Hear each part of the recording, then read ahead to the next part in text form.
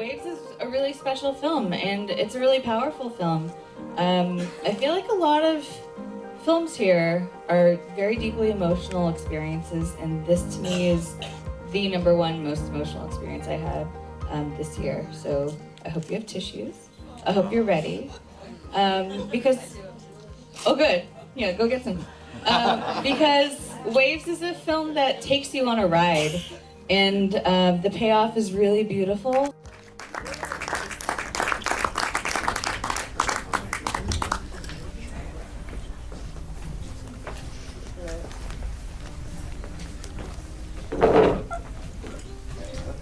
Hello, hello. Testing. Ah, there you go. Thank you all for staying. Yeah, thank you all for staying.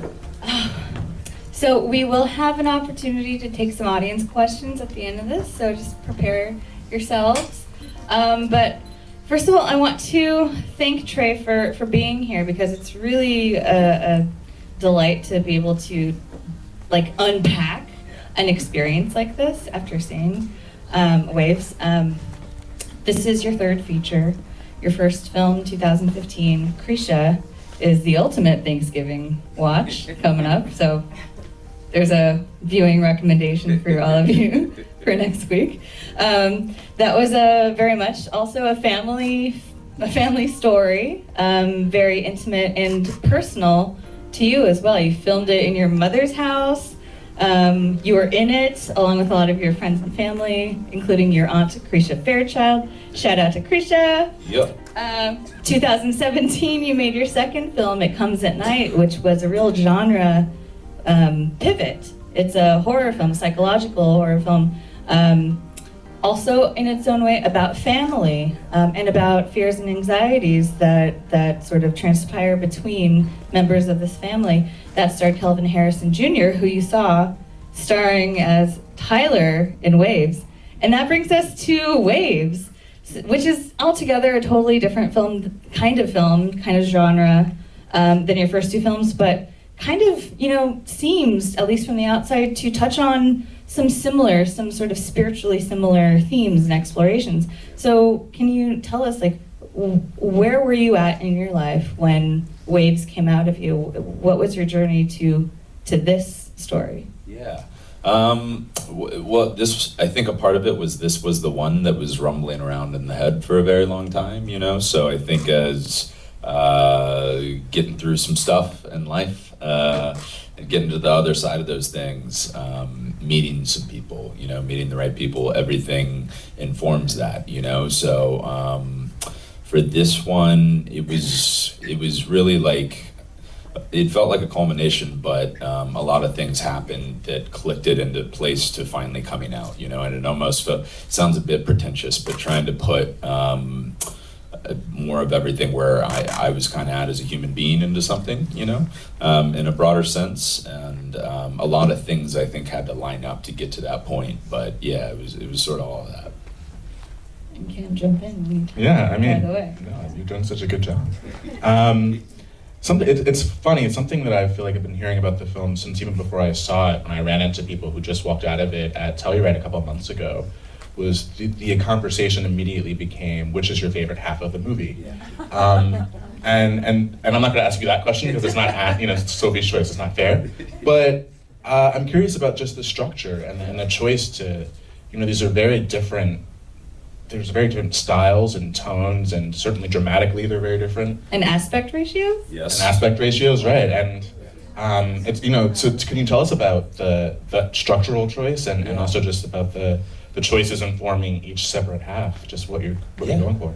I think I had an epiphany a while back, sort of, that I thought it could be cool if it felt like the movie was sort of about immersive, the highs and lows of our lives, the good and bad, of a human being, of a family, of relationships, and that sort of messy gray matter that links those polar opposites together, and what makes us human, and that's really beautiful to me. So I think for me, spiritually, even Dad talks about it, love and hate, these dichotomies in our lives and how we're linked to those. And I thought it could be really interesting, literally structuring the story in a dichotomy, you know, in a kind of diptych between a brother and a sister, between a male's point of view and a female's point of view. And other things happen, you know. I remember seeing Chungking Express for the first time and it blew my mind, and all that kind of wrap up into trying to,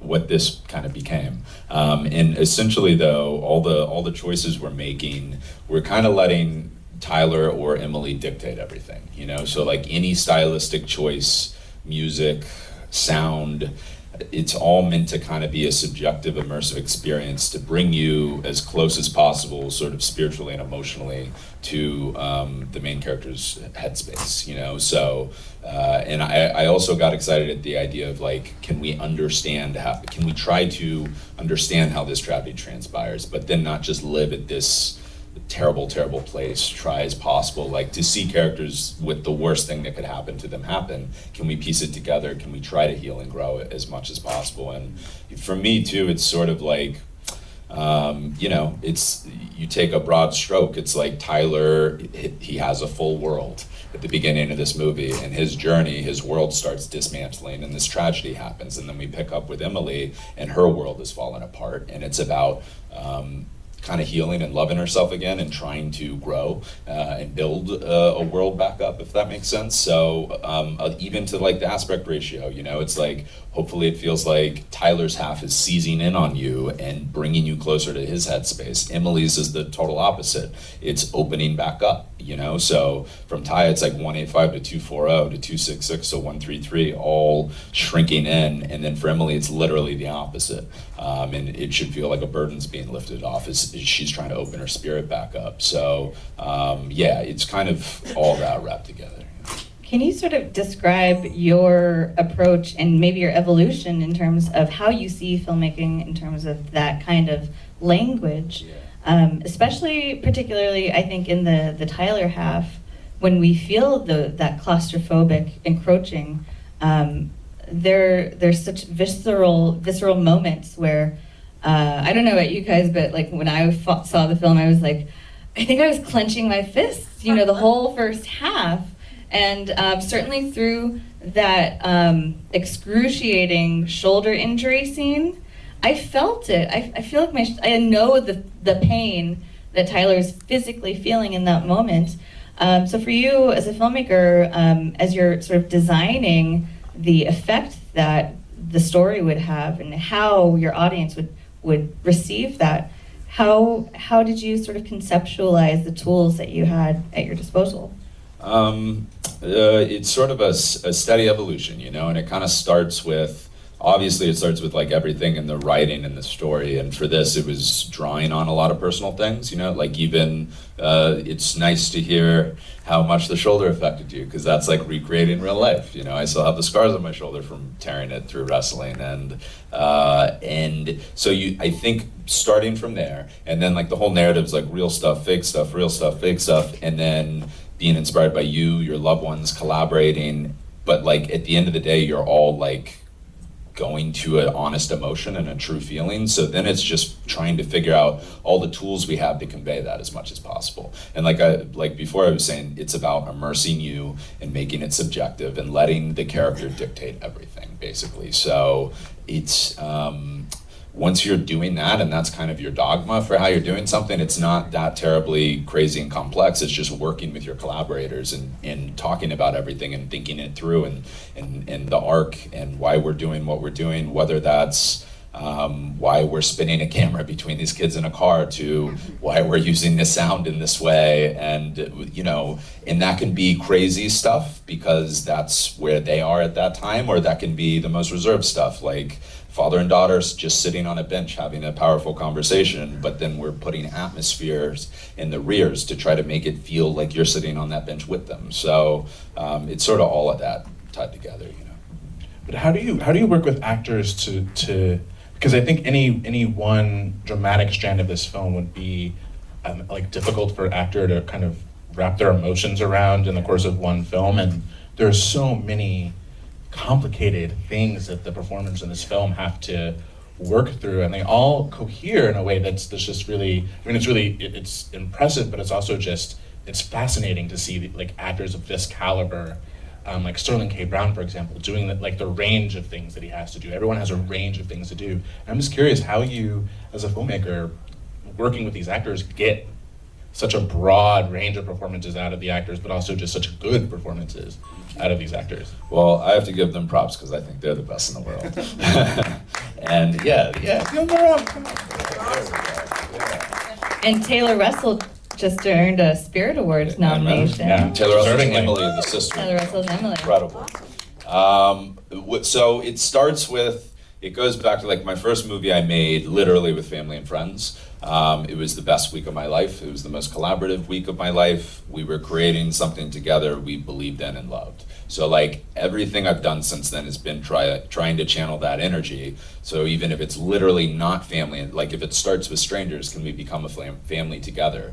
So for this one, it started with Kel. We met on my last movie and loved each other and wanted to make something together again. And I had the broad strokes of this, sort of the structure and ideas, not even characters' names or a title, but it was like the broad strokes. And we started talking about it, and he was sort of gravitating towards Ty. So I started writing about a year later, and we were doing these, like, we call them mini therapy sessions, just talking about that time in our lives, you know, and differences and commonalities, but especially for me, just trying to understand everything in his experience, relationship with his father's grandfather, the burden that brought on everything, and their dynamic, and his sisters and his mom, and pressures and everything, just trying to understand that really and listen. And then I wrote, and then we would that was probably 8 months, he got a first draft 8 months before we started shooting, and then we would just keep he would analyze stuff with me. We would go through it would be the color of Ty's truck and why is that, to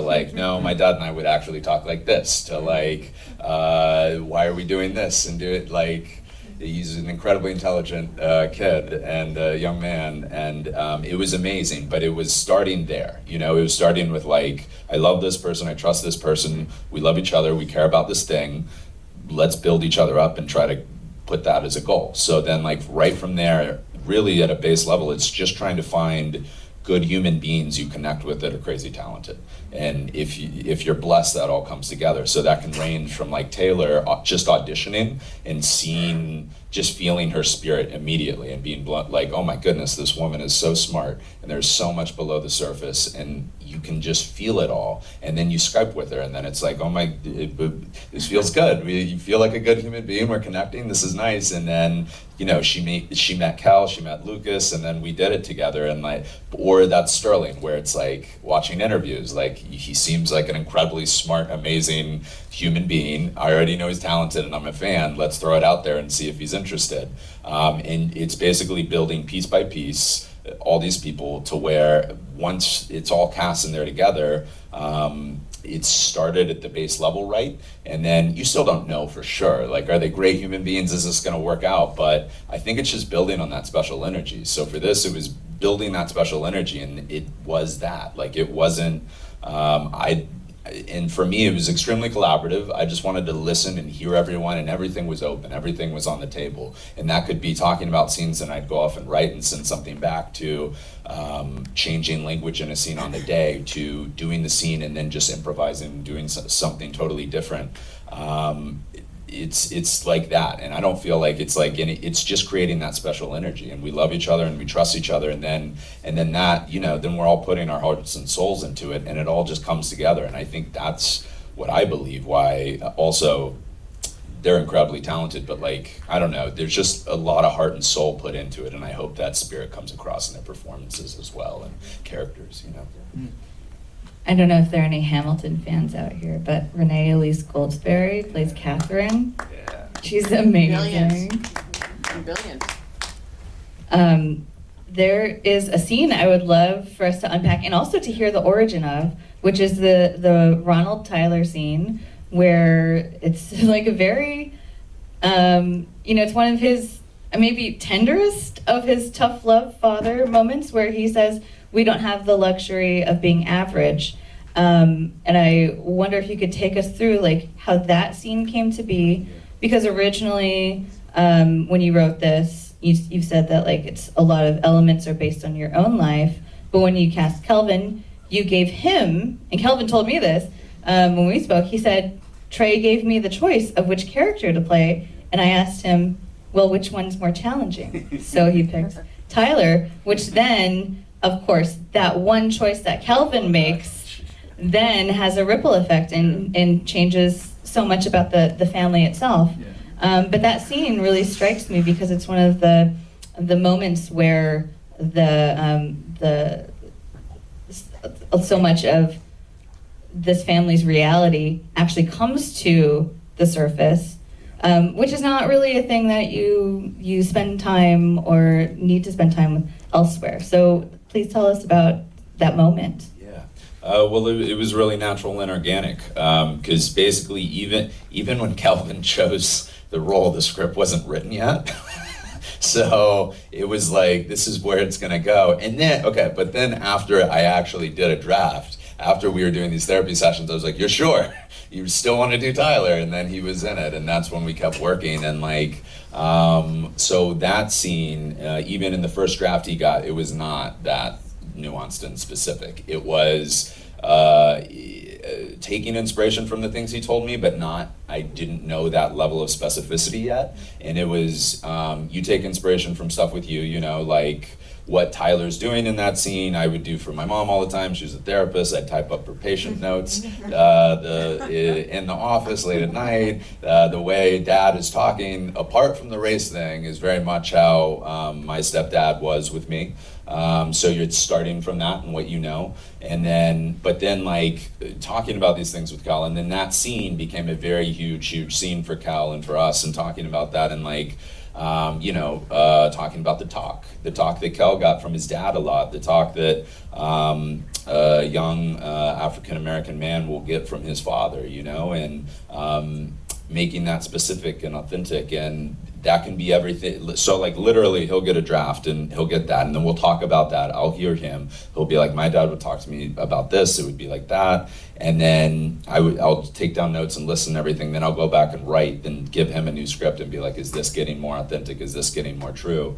And that basically, especially when he chose Tyler, it was like just mapping out everything and that trajectory, because we felt a ton of responsibility as well with his arc and what happens. Like, if we do it wrong, it's a disservice, you know what I mean? And it's a cliche and perpetuating a cliche. And what Cal talked to me about a lot too is that he just felt like with a lot of parts, he got most of the scripts, not in the things that you actually see him, like in Loose and everything, but like a lot of scripts he gets, it's like either he's only offered to be a sinner or a saint and not a human being with complexity in between, you know what I mean? So we really wanted to work hard to make Tyler a very complex human being. And that meant too, since Cal was choosing Tyler and this was a Black family, it had to be specifically, hopefully authentically a Black family, and that's everything from Cal, you know, and in that collaboration and that scene as an example. And then, yeah, it was all that, you know. Should we open up to the audience? Yeah. Audience questions? Oh, I was like, who's gonna pick? Right here, please. So I'm gonna preamble my question with a statement, and it's, life is messy. We usually don't get closure. I found it very interesting that at the end of the movie, we do see Tyler, but we never see moments of the father talking to him, or Emily, or we see a shot of the mom, but then we cut it right before we see them together. So I'm assuming that was planned, but I kind of want to get your feedback, I guess, or as to where that choice came from. Yeah, absolutely. So first, it kind of starts with like a dogma in the sense of like, we're only taking these two characters' point of view. So it's all Ty, then it's all M. So when it's all M, where she's at, what she's grappling with the grief in her head, like Ty is almost existing as like a ghost at that point, because she's not going to see him and he's not around, and it's almost like an internal relationship. I think a lot of it has to do with forgiving herself, you know, and then forgiving her brother and going on this journey. So I wanted it to feel like we had to let go, and we could not see Tyler unless Emily was seeing Tyler.